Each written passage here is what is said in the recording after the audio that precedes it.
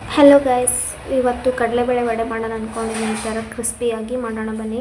2 ಅವರು ಕಡಲೆಬೇಳೆನ ನೆನೆಸಿಟ್ಕೊಂಡಿದ್ದೆ. ಹಂಗೆ ಸ್ವಲ್ಪ ಈರುಳ್ಳಿ, ಕಡಲೆಬೇಳೆನ ಸ್ವಲ್ಪ ಸೈಡ್ ಎತ್ಕೊಂಡಿದ್ದೆ. ಹಂಗೆ ಸಬ್ಬಕ್ಕಿ ಸೊಪ್ಪು ಮತ್ತು ಕರಿಬೇವು ಸೊಪ್ಪನ್ನ ಚೆನ್ನಾಗಿ ಕಟ್ ಮಾಡ್ಕೊಂಡು ಎತ್ತಿಟ್ಕೊಂಡಿದ್ದೆ. ಹಂಗೆ ಮಿಕ್ಸಿ ಜಾರ್ಗೆ ಒಂದು ಸ್ವಲ್ಪ ಬೆಳ್ಳುಳ್ಳಿ, ಒಣಮೆಣ್ಸಿನ್ಕಾಯಿ, ಹಸಿಮೆಣ್ಸಿನ್ಕಾಯಿನ ತರಿಯಾಗಿ ರುಬ್ಕೋಬೇಕು. ಯಾವ ಥರ ಅಂದರೆ ಒಂದು ಸ್ವಲ್ಪ ಮೆಣಸಿನ್ಕಾಯಿ ಜಾಸ್ತಿನೇ ಇರಬೇಕು, ಖಾರ ಚೆನ್ನಾಗಿರುತ್ತೆ. ಹಂಗೆ ಅದೇ ಜಾರ್ಗೆ ಕಡಲೆಬೇಳೆ ನೆನೆಸಿಟ್ಕೊಂಡಿದ್ವಲ್ಲ ಅದನ್ನು ಹಾಕ್ಕೋಬೇಕು. ಅದನ್ನು ಸ್ವಲ್ಪನೂ ನೀರು ಮಿಕ್ಸ್ ಮಾಡಬಾರ್ದು, ಆ ಥರನೇ ರುಬ್ಕೋಬೇಕು ತರಿಯಾಗಿ. ಈ ಥರ ನೀರು ಮಿಕ್ಸ್ ಮಾಡಿದ್ರೆ ತಟ್ಟಕ್ಕೆ ಬರಲ್ಲ. ಅದಕ್ಕೆ ಕಡಲೆಬೇಳೆನ ಹಾಕ್ಕೊಂಡಿದ್ದೆ. ಹಂಗೆ ಸ್ವಲ್ಪ ಈರುಳ್ಳಿ ಹಾಕ್ಕೋಬೇಕು, ಅದಕ್ಕೆ ಕಟ್ ಮಾಡಿ ಎತ್ತಿಟ್ಕೊಂಡಿದ್ದೆ.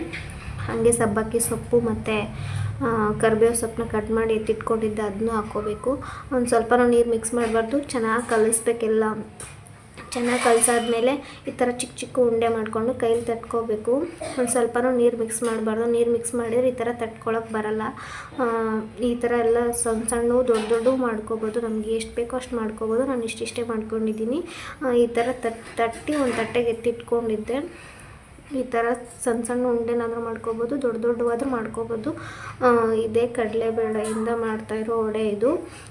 ಈ ಥರ ತಟ್ಟಿಟ್ಕೊಂಡಿದ್ದೆ. ಹಂಗೆ ಎಣ್ಣೆ ಇಟ್ಟಿದ್ದೆ. ಈ ಥರ ಫುಲ್ ಫ್ಲೇಮಲ್ಲೇ ಇಟ್ಕೋಬೇಕು. ಯಾಕಂದರೆ ಸ್ಲೋಲ್ಲಿ ಇಟ್ಕೊಂಡಿದ್ರೆ ಒಳಗಡೆ ಮೇಲ್ಗಡೆದಷ್ಟೇ ಫುಲ್ ಹೊತ್ಬಿಡುತ್ತೆ, ಒಳಗಡೆ ಬೇಯಿಸಲ್ಲ. ಅದಕ್ಕೆ ಫುಲ್ಲಾಗಿ ಇಟ್ಕೊಂಡಿದ್ದೆ ಗ್ಯಾಸು. ಅದು ಆದಮೇಲೆ ಸ್ವಲ್ಪ ಹೊತ್ತು ಎಲ್ಲ ತಿರುವಾಡಬೇಕು, ಅವನ್ನ ತಿರುವಾಗ್ತಾ ಇರಬೇಕು ವಡೆಗಳನ್ನ.